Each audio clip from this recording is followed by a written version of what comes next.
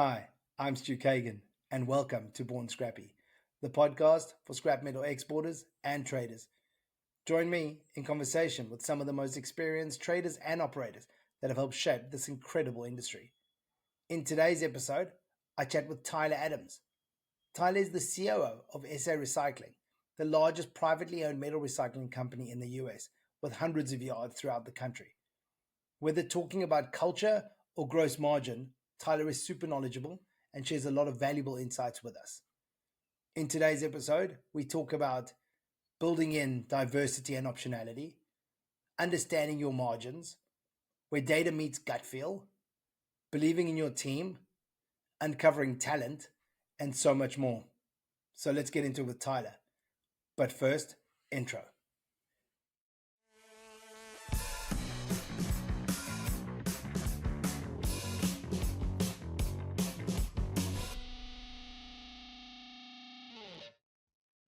Hey Tyler, how are you? I'm doing great. Stu, how you doing today? Yeah, I'm doing awesome, man. It's a beautiful summer's day, even though we're not in summer, but that's what it feels like here in Texas. It's a hot day like usual. Every day is a hot day here. Where are you sitting at the moment? I am in Orange County, California. And similarly, it's a beautiful hot day. So certainly feels like summer. Yeah. We're getting that. That's awesome. Tyler, we've spoken for a while about getting this done, and we've obviously had quite a few of the SA crew on before, including your dad. I think this brings a different element now with kind of the next generation and the training that you've been on and the journey that you've been on. So I'm really excited to delve into this. But I think a fun way here for us to start is probably to understand, not, I guess, how did you get into the industry, right? I can imagine. But what that journey's been like right from the beginning, like how did you get thrown in and what are the first few days and what does it look like since then? Yeah, absolutely. So I graduated college in 2008. I graduated from the University of Miami, and I really had no idea what I was going to be doing. I decided I wanted to travel. I traveled for as long as I could, about 4 or 5 months, until I ran out of money, and at some point realized that, obviously I had to work. And so this would have been now the beginning of 2009. And I got home, started applying for jobs and so forth. Actually got a job with State Farm Insurance. And I spent a couple days walking neighborhoods in a suit and tie and realized that it was the most miserable experience of my life. And so I called my dad. I said, I'd rather be welding and torch cutting in the yard than doing this. And so that's what I did. I started back at the company. I had worked summer jobs there, obviously growing up, and, growing up, that's just what we did in the summertime. We worked at the yard. But at that point, I needed to learn the business through and through, started running the scales, started running anything and everything that I could. So, mind you, at that time, I didn't know what HMS was. So I still had a lot to learn, despite the fact that, I had been welding and torch cutting there for years. But obviously, the financial crisis was full swing at that point. So there was a lot going on. We had, recently formed SA Recycling. So there was, a huge consolidation, on our end. There was a lot of growing pains, and the markets were really challenging. So there was no shortage of work to be done, and business improvement that really needed to be fixed. And so I just dove in, and I guess it's in your blood. You get stuck to a magnet, and I never left after that. Yeah, and I've listened to your dad on stage quite a bit, and I've had your dad, on stage with me, and we've spoken about things, and he talks quite a bit about how you can now challenge him, and the next generation has started to come and actually start challenging him in ways that he hadn't been before, and he talks a lot about how data helps you win arguments, but maybe we'll jump into that a little bit later. You're now running a huge part of the company, the operations side. You run around between yards all the time. I mean, you've got a massive team there. Well, how would you describe your leadership approach, and what would you say you've learned through that period, or how to be a better leader? Yeah, I mean, I guess from a leadership approach in general, my team may disagree with me oftentimes, but I would say I'd like to consider myself calculated, so to speak, in terms of my approach, right? And it's easy to allow your emotions to run high, but at the end of the day, if you can understand the problem, understand all of the circumstances that led to that problem, I think you can be a much effective problem solver and a more effective leader if you can be a bit more tactful and tactful in that approach and solving that problem. So understanding both sides of the story, understanding all the circumstances that got you there, I think allow you to make better decisions rather than trying to make a rash or quick decision. You don't always have that luxury, right? We're always making decisions every single day, but to the extent that you can be again more calculated in that approach, I think you can be much more effective. So that's always my goal. That's what I strive to be anyways. Yeah, and I think it's probably hard. It's really hard, and I've seen it before when you're a part of the family and having to come in and lead from the front. It is hard, and you tactful is probably a great way to be in that position because, like you say, emotions play a real part, and when you're younger as well, ego plays a real part as well. So that being tactful is probably the best way to handle it when you're a younger part of the family coming through. What would you say? I guess if there was a pivotal moment, if there was one, memory that you have that shaped your leadership style, that you were like, this is how I need to be as a better leader. Can you think of an experience where that happened? Yeah, it was probably that's a tough one. I'd say back in the 2011 range, somewhere in that ballpark. We had a yard actually in Los Angeles that was really struggling. And, it's a phenomenal yard, it has incredible potential, but it was dying, right? There just was no business coming in. And at the time, I just had visited it and I asked very specifically if I could just move my office there. Now, mind you, this is in downtown LA and was a very long commute. It was about an hour and a half each way. This is not a fun commute by any means, but I was so passionate about what I thought the yard's potential was that I asked just to. And at the time, I wasn't qualified to be a manager by any means, but I was still learning the business and working my way up through the ranks and trying to earn, I guess, a niche within the business. And so I moved my office there, and within a short period of time, a couple months, we had doubled the volume, and we had really made significant strides in improving that business. And it was really more of a, let me see what I can do, and let me prove to you that I can make a significant impact in this business. And at the time, again, everyone said, well, whether you're too young or you're too inexperienced or you're still learning or whatever the case is, at some point you need to be able to dive in and you need to have, the permission to fail, right? And I was fortunate enough to be given that, and I've obviously kept that with me, for a long period of time because oftentimes we have so many people within any organization that oftentimes get overlooked or have never been given that authority or have never been given an opportunity to truly show what they can do. And the deeper you look within any organization, the more talent, we've proven that we can find. So. You said permission to fail. I mean, that is something that is so key in a leadership style.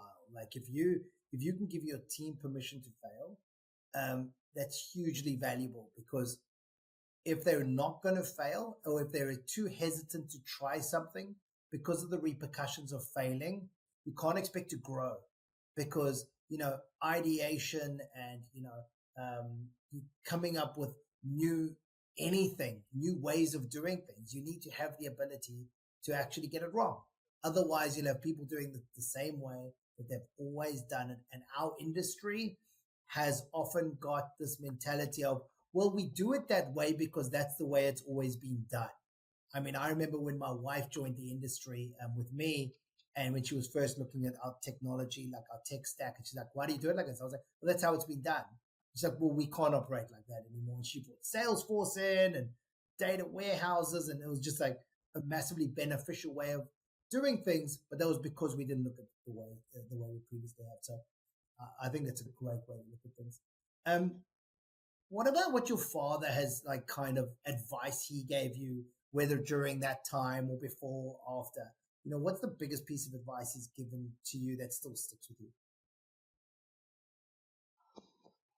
He's probably most people have read his book, and I probably heard every story in that book, hundreds of times. Of I course. think the most relevant and applicable lesson, I think, in the entire book, and something that is not only been applied in my professional career, but also in my personal life and my family life, is, you always take the high road. And there's not really a decision that's ever made where there's not an option to take the higher road, right? And Mm. um, that's something that he's been very passionate about forever, and something that I've always tried to maintain as well. And again, it doesn't really matter what decision you're making, whether you're dealing with an employee or a customer, maybe someone that's disgruntled, maybe you're parenting, or maybe you're dealing with other, personal and family issues. Taking the high road always ought to be the priority. And we've proven time and time again that taking the high road, it may cost you money. It's not always the cheapest road, right? In fact, it's probably rarely the cheapest road, Mm. but it pays dividends, and those dividends may take time to sprout or to bloom or to show themselves. But in the long run, they almost certainly will pay dividends, and we've seen that. I think we try to preach that with our entire team, and in every aspect of our business, we're always trying to strive to take that high road. I think it's about values, right? Like if you have instilled that in your team, that I'll never forget, my wife had written up on our whiteboard the one time, when they go low, we go high. And if you've instilled that in your team, where it's just like, we will always make the right decision, as in what's the right thing to do. You don't get caught out where you've done something unscrupulous or something that you shouldn't have done, where it lands you up in hot water. Like if it's always high road, it's always the better option. And like you said, it's usually the more expensive option. I mean, when you're talking about it, it's normally like, this doesn't make business sense. Yeah, but it fits in our values. Like that's the Right. right thing to do right now, even though it's going to cost me money. Yeah, and in this industry, right, your reputation is everything. Yeah. And it's really quick. It's really easy to destroy a reputation fairly quickly. And so we try hard to maintain that. And I try personally, very hard to maintain that. Yeah. And you know, I'll touch again on your dad's standing up, and I'm a data guy, obviously in the tech world. So your dad, was talking about how you're able. He mentioned you specifically are able to now argue with him in front of the board, wherever it might be, and you use data now to be able to make a better decision, or make data driven decisions. And it's hard for him to compete with gut feel. Like our industry has always been about gut feel. Slowly the next generation seems to be changing it more to data driven decisions. How, I guess, what sparked your interest in a data driven approach? And then also, like, how do you get buy-in from an old school mentality? And here I'm not just talking about your dad, I'm talking about the industry. You'll have a lot of other executives, a lot of other people in the team that you're having to take on that journey too. So I guess in terms of what sparked it, I mean, I'm a finance major. I studied finance in school, and so when I started, again going back into '09, we had maybe at the time 35 or 40 some odd yards or so. But when you have a lot of problems, you don't necessarily know how to focus your efforts on solving those problems, right? So I started first with trying to build out models and analyze the business and say, okay, here's our top 5 areas where we need to fix them the most, right? And so by doing that, now you can zero in on your problems, and it comes down to prioritizing the problems that are most easily fixed, so to speak, the low hanging fruit. And so I think my whole focus has been, and the larger the company has grown, the more critical that is. Now, you always try to minimize the number of problems that you have, but by using the data and information at your fingertips, you can now focus and prioritize your efforts on the easiest and most beneficial solutions, so to speak, in terms of solving those problems. So that's kind of always been my focus. I think every system that we install or every report that we build, any bit of information or data that we analyze, it's really, that's the heart of it, right? Is you have to get to a way where you don't suffer from this information overload. You need to be able to look at something and have it slap you in the face and say, okay, here's my most critical problem that needs to be solved at any given time. And that, I think, allows you to focus on it, right? You know, data doesn't lie, unless you have garbage in, and so obviously the integrity of the data is critical. Almost any data set also has a various number of assumptions that you may also need to make during those. And if you have bad assumptions, well, then it will skew your data as well. And I think that's where this really, the gut instinct comes back into play. And you're never going to replace your gut. You need to still be willing to follow your gut. But I think your gut should also be supported and documented by, uh, information, right? And data. And we have tremendous amount of data. So the more data you have, the more hopefully analysis you can do to support your gut. And if those two are conflicting, there ought to be an explanation as to why. And so, myself, my father, my brothers, we don't necessarily always agree. But typically there ought to be a solution within everyone's gut instincts and in the data set that could point you to maybe a more logical explanation or a decision that can be made, so where you can reach consensus amongst the group using that information, right? And I think that's kind of always been my approach. And again, as I've grown up within the business, I could speak my opinion, but my opinion didn't necessarily carry the experience that a lot of other people's opinions had, right? So I would have to support it and back it up with, analysis and data, right? And so we highly encourage that amongst our team. So yeah. How did you get the buy-in, like from an old school industry with surrounded by people that haven't used data before? Did you find that easy? Was that tough, or was it when you were able to prove things out, they were like, okay, this makes a bit of sense? Yeah, I think at the end of the day, the results don't lie, and so if you can say formulate a hypothesis based on a data set and you believe that that's going to lead to a certain conclusion, and then you can go deliver on that and prove the results, right? Well, now your data and your analysis start to gain consistency or legitimacy, right? And obviously that takes time, and you don't always achieve the results that you have, but there's also variables that can impact that, right? And again, if those are explainable or there's other circumstances that contributed to maybe the lack of success or the lack of accomplishing what your hypothesis or conclusion was trying to get to, well, okay, so that's fine, right? But again, I think in especially I think in our industry, there's a lot of folks that are going to be hesitant to certain metrics or certain data, and at the end of the day, you you need to be willing to adopt or die, right? And so it's kind of like one of those things where, the people that are using the information, as they start to excel and succeed and surpass the people that are maybe unwilling to listen or unwilling to adopt it, well, then they ultimately get surpassed, right? And so nobody wants to be left behind. Yeah, I always talk about my parents, like when the internet came out, right? Like you could have been those people who just were like, well, nah, this is a fad, or I'm not interested, and be left behind. Or you could have been those ones who jumped in and got so heavily involved in it, and got to ride the wave. I guess that probably can lead us into, an AI conversation. But before that, I just want to ask you, what is the main data points or metrics that you guys monitor that you think have had some, have transformed certain aspects of your operations? I think probably one of the more difficult metrics but also the most beneficial metrics, in my opinion, is just understanding margins, right? And your material margins are, in my opinion, one of the most beneficial things that you can study.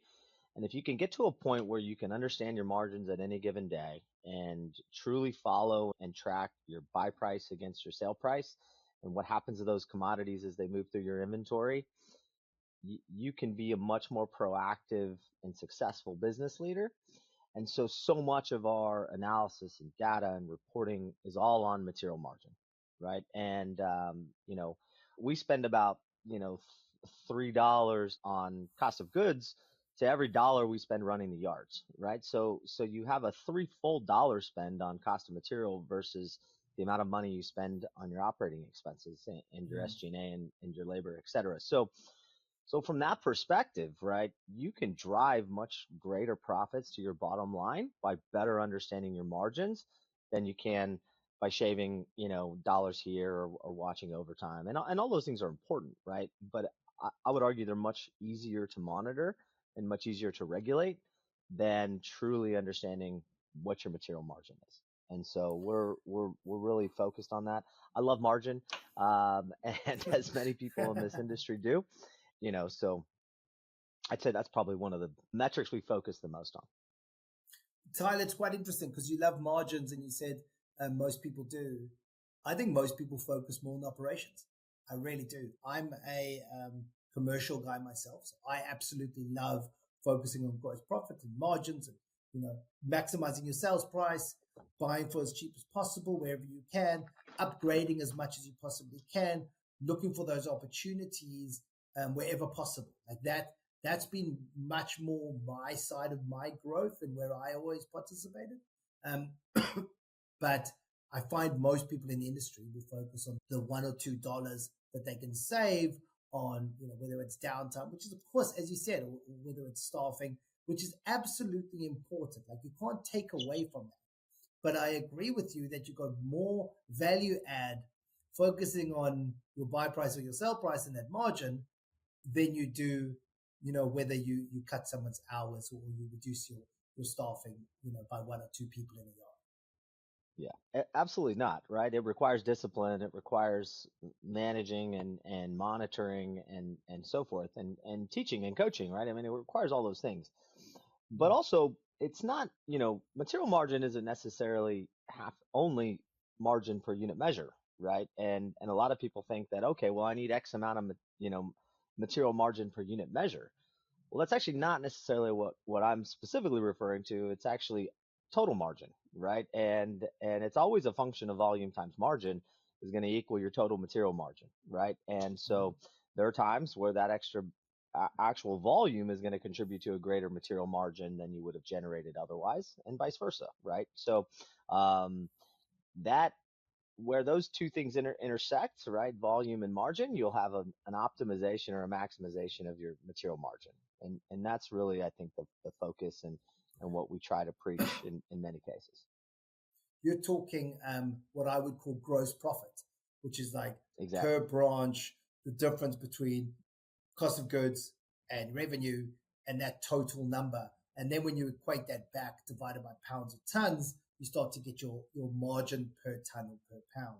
So you're specifically talking to the gross profit, which I mean, absolutely, because to an extent, all of your OPEX and all your costs are fixed. Yeah, of course, there are variables which you can monitor, but what does fluctuate depending on the market, depending on how well you're selling, depending on how well you're buying in a month and processing as well, is your gross profit. And that 100%. If you are maximizing your gross profit, I mean, I still believe you're maximizing your bottom line. Yep, absolutely. Yeah.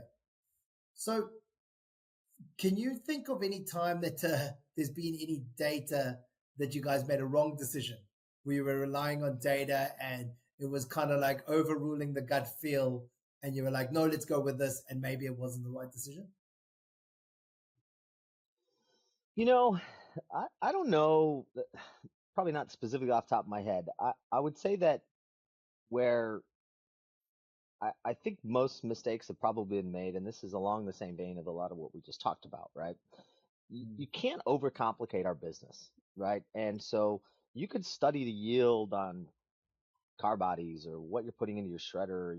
You can study it 6 ways from Sunday, and you may get 4 different yield results on the same type of generic feedstock. And you may look at that and say, well, I think this is what it cost me to shred, and this is what it cost me to do X, Y, and Z.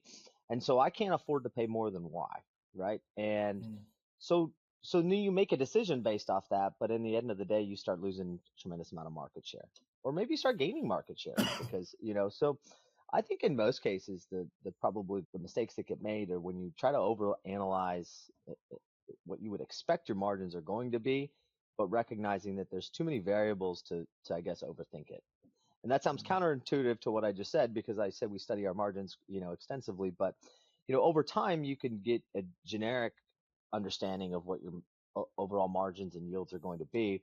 And but you also just can't overthink it, right? And I think that's where your gut needs to kick in and say, no, like I can see the material, I can see the yields, and this is what I have to pay, and maybe it's short term or whatever. But I'd say that's probably most of the when I would say maybe the data brings you astray. Outside of that, it's going to be, maybe on the M&A front, and not every, acquisition is going to yield the greatest results. And at some point you got to take risks, right? And you could try to analyze a business and analyze the synergies and the net impact that business is going to bring by incorporating it into your portfolio. But oftentimes things don't always work that way because again, there's too many variables, right? There's a lot of variables that will come into play. And so that'd probably be the other types of examples. You spoke about M&A, right? And you guys have had your fair share of M&A. I mean, I remember when your dad was on stage the other day with me, I asked him in the beginning, I was like, so how many yards do you currently have? And he threw out a number. And at the end, I was like, and now how many yards do you have? Right? It was an hour later. And I just wanted to check how much it had gone up by. But so you guys have had your fair share of acquisitions. What is it, if you could kind of like look at some of those businesses and say, for example, if you weren't buying it, right? And now we've got some listeners that are running a medium-sized metal recycler. What is the advice like you would say to them? Like, you guys should start doing X because, we've tried this and it's worked. What are those sort of advice, whether it's data-driven or not? Where would you say that these guys could get better? I think a lot of times companies get stuck in I don't want to call it micromanaging, but they're so used to controlling every aspect of the business, right? And a lot of companies, it goes back to, well, this is the way it's always done, or maybe this is the way their father did it, or this is the way, et cetera. They sign every check, they authorize every payment, they open the yard, they close the yard. They feel like they need to control too many aspects of the business. And you can't be out hunting, right, if you're too busy protecting the chicken coop, so to speak, right? And so I think too often I see in the advice I always have is believe in the team that you have. We talked about it earlier, the permission to fail. Trust the team and give them the authority to make decisions and take some of that decision making off your plate, right? And what you'll do is you'll create better, longer term, longer lasting, and tenured employees that will grow with you and that will allow you to further grow as well, right? And that doesn't necessarily mean growing in the number of sites that you have. It could be volume. It could be growing your operations just in general.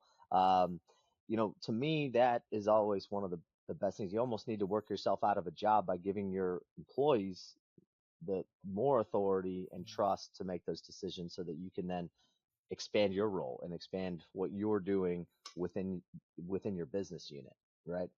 And it doesn't just apply to an owner, it applies to various managers and various people within any type of organization. And yeah, I think too often people are afraid to relinquish their responsibilities because it gives them a sense of security and job security but you can't go anywhere if you don't have somebody to take over your responsibility, right? Yeah, I mean, I remember we used to always say delegate and elevate. It's like if you can be, giving other people roles, you can be doing so much more working on the business and making better decisions instead of being in the weeds and making decisions that aren't going to move the dial, right? Like making a decision of, whether it's signing each check or making a decision of what grade to call those few pounds that came in because you like to sometimes be on the fun scale, like compared to making bigger decisions of like, who's my next big hire or, are we hiring? Are we looking for growth? If we're looking for growth, do I want to start bringing in a sales team? Are we bringing in certain technology? Like those decisions move the dial, but the smaller decisions you should be able to delegate. I couldn't agree more with that. What big changes have you seen in the last decade? I mean, you've been doing this now for a while. What did you see that people didn't necessarily see coming? And then what do you think the next 5 to 10 years could look like? Because, nobody knows what it's going to look like, but hopefully we can learn from the last 10 and kind of hypothesize what the next 10 might look like. Let's see.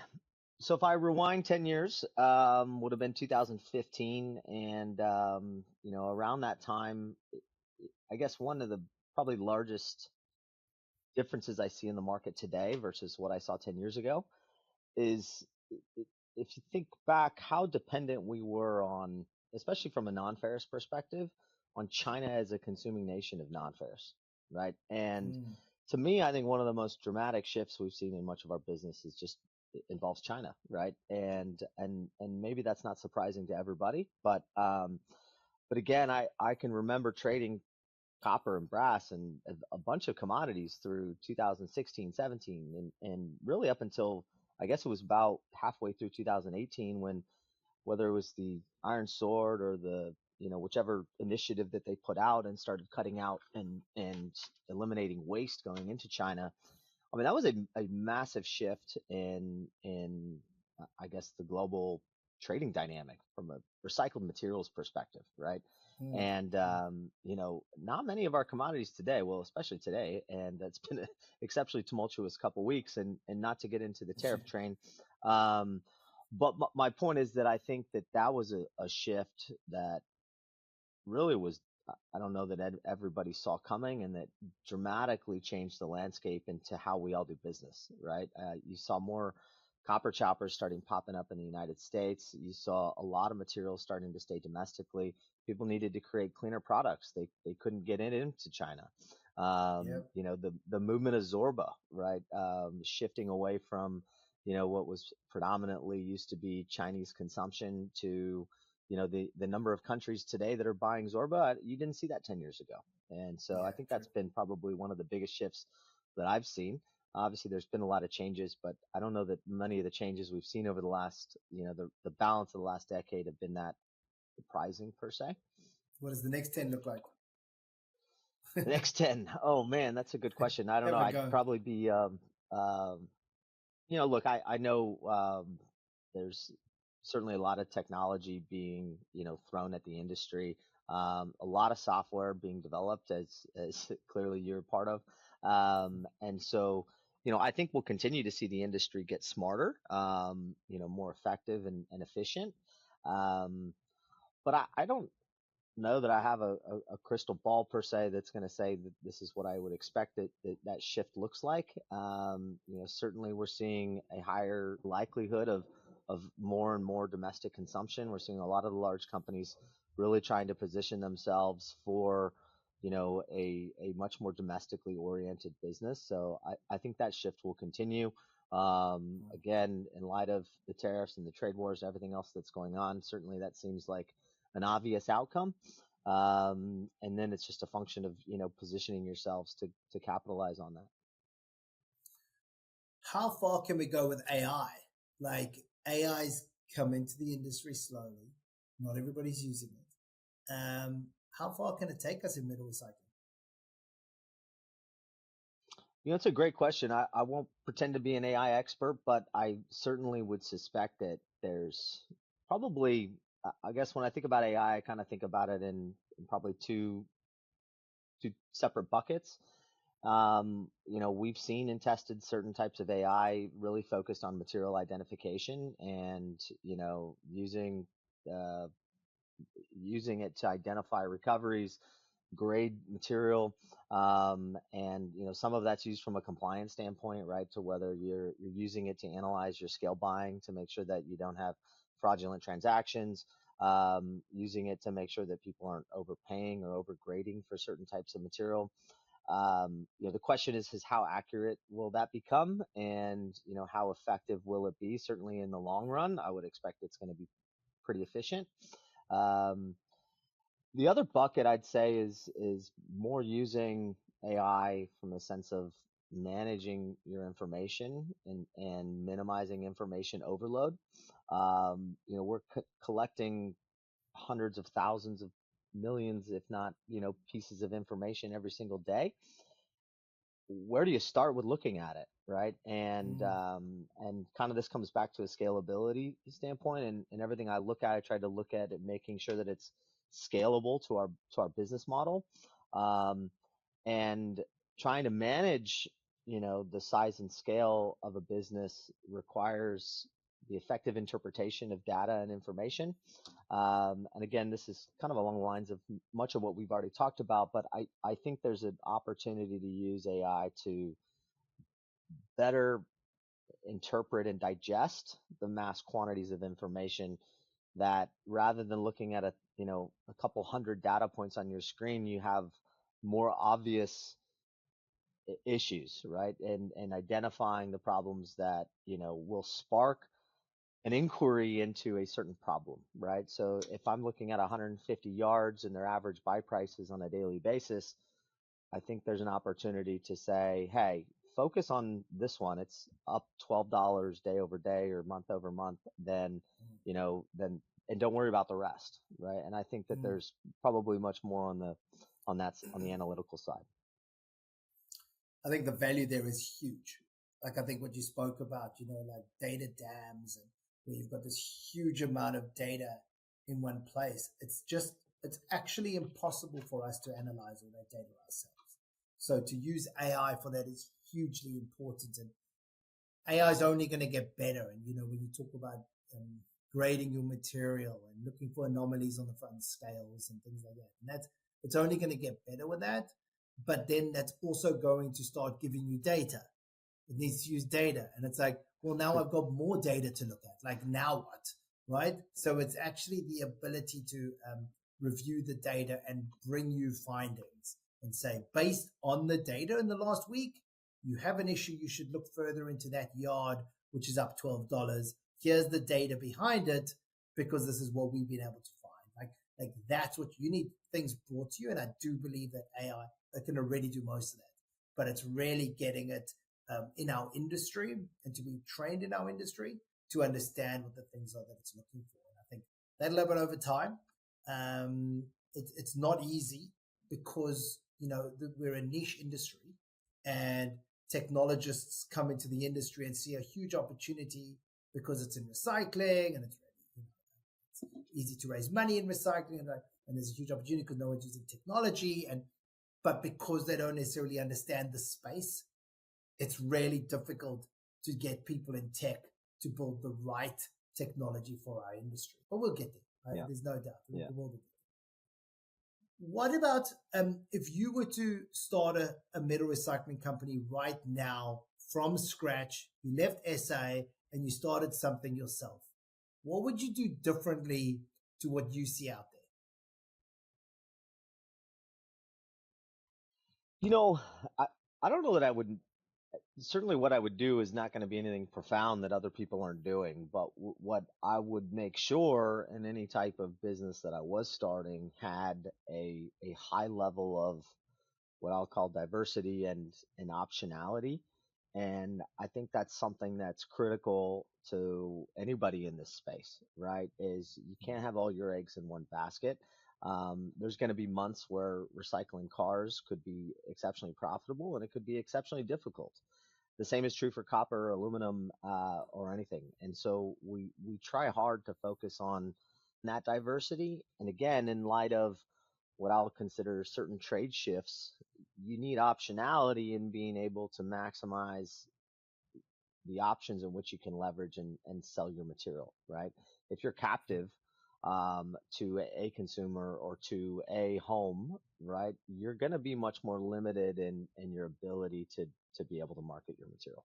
So I think those are the two key focus points. We see even within our portfolio, we have markets where we're more challenged to get material to market. And whenever you're more challenged, you don't have the same level of competitive advantage as to markets where you have that optionality. And so I think that's a key focus I'd have. Yeah, and I think what's important is you never know what tomorrow brings, right? With you exactly what you just said. So you might have one great home, in Vietnam for a certain commodity. Tomorrow, Vietnam puts on tariffs, and you have no home. All of a sudden, you're scrambling and you're in a big amount of trouble. It's pretty much why we went out and built Buddy, which was the idea was to be in as many countries and give you as many options as possible. So it's exactly that. I totally agree. I think if you're starting a company or you have a company, to have as many options as possible, as many homes, you don't need to be going to them all the time, but just have them available to you and have those relationships that you can reach out to, because then you don't get stuck in that position where there's no revenue coming in, right? And we talk about gross profit. If there's no revenue coming in, you don't have a business. So Absolutely. having those homes is absolutely important. What's one piece of advice you would give the next generation of scrap leaders? I basically already said it, right? I think it just has to do with building out your team, trusting your team, and growing them with you, right? And I think that's probably the best thing that I believe anyone can do in this space, right? Because I'm exceptionally proud of the team that we have and the team that we've built, and I think that's single-handedly the greatest contributor to our success is that we have a great team, and I don't make decisions for them. They make the decisions. I like to think of myself oftentimes as a bit more of a consultant. I'm happy to give my opinion and shed my advice on the direction and the things that they should be doing. But we try very hard to keep that entrepreneurial level delegated out to our business units and our managers. And so I think that's key. There's a lot of trust in that. Like, it's not so easy. I had 85 yards reporting to me once, and it's extremely difficult to have that trust. I can't say that I was perfect at that. I micromanaged a lot. But I do agree with that, though. Like, I found it hard, but it doesn't mean I don't agree with it. Like, I believe that if you can have that entrepreneurial spirit and people feel that they're doing this as a part of something greater than them, but for themselves at the same time, I think you'll have great success. So it's a great bit of advice. If you could wave a magic wand and solve one industry-wide problem right now, one problem that the whole industry is suffering with, what would that be? I think without a doubt it's fires, right? I mean, I think it's single-handedly one of the greatest threats that our industry faces. It's only getting worse, and they're inevitable, right? And it just comes down to, how quickly can you put a fire out, and how much fuel does that fire have to burn?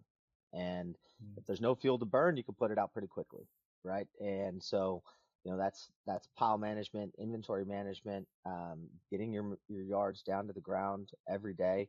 It doesn't have to be just shredding facilities, but again, I firmly believe it's one of the largest vulnerabilities of our industry. I was watching the news this morning, a large scrapyard on fire this morning, and it's gut wrenching to watch, even though it's, thank God it's not one of my facilities, but it's painful for the industry, right? And it's a large reason to, why we struggle to operate in many jurisdictions that we all operate today. We're not necessarily viewed as a positive contributor to, our communities.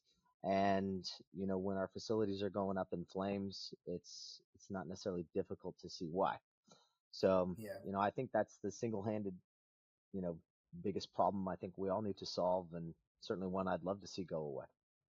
But look, the amount of batteries coming in, as there's been, a lot of topics and discussion on this, but they're only increasing. The fires are only going to become more frequent, and it's up to us to be prepared to fight them when they start at their inception, rather than thinking that you've got source control handled and that you're not going to have a fire because you're doing source control, because that's never going to work. There's much more to it, absolutely. Yeah, well, let's hopefully we get there somehow. I'm not sure how, but I'm sure there's people smarter than me out there trying to work on that and work out how we can solve that. So that is a huge problem for our industry. Who would you like to hear next on Born Scrappy? I don't know. Good question. My first good question of the day. No, not at all. Oh, I think you should chase Doug Crawford with AIM. Okay. I think that'd be a good one. Don't tell him. He's gonna hate me. Don't tell him I told you that. I don't know if he's ever been on, but I was thinking about it. I think it'd be a good one. Yeah, I think it's a good one too.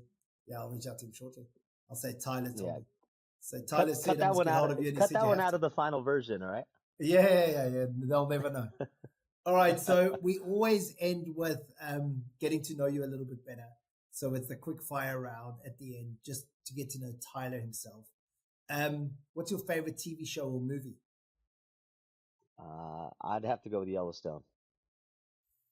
You know that I have. Well, and the 1923 and the 1883, the entirety of the series, I'd say is probably my favorite. I haven't done it, and there's a reason. I know I'm going to try binge watch it when I do, and it's going to suck up so much of my time because there's so much to catch up on that I keep saying, my wife's like, let's do it. Let's wait. I'm like, I can't because I'm going to watch like back to back to back. And apparently it is so good that I'm just going to get sucked into it. So I don't know. I'll find some time on a holiday or something. I'll just sit in the room and binge watch it. There you go. Favorite place to visit? Big Lake, Oregon.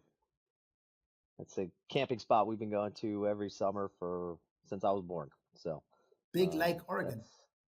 Big Lake, Oregon. Yep.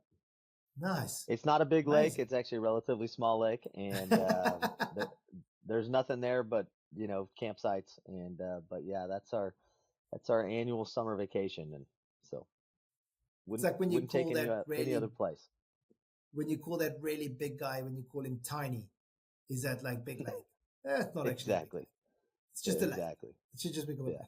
So I don't know how much you read, but have you got a favorite book? Atlas Shrugged. Atlas Shrugged. Beautiful. Good call. Yeah. And haven't read it in a long time, but definitely my favorite. Yeah, no, absolutely. It'll stick with you for a long time. As a scrap metal dealer, you must have a quote. What's your favorite quote?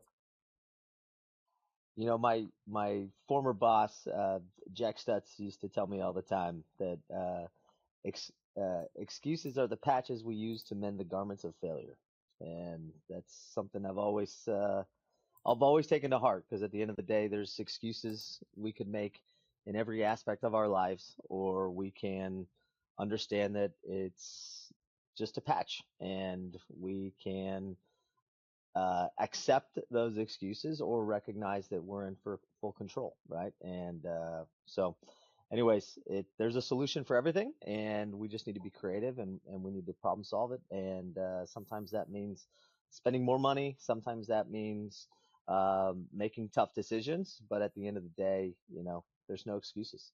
So, look, I couldn't end this episode any better than what you just said. So on that note, Tyler, thanks so much for being on Born Scrappy. This was awesome. Awesome. Thanks, Stu. Appreciate it.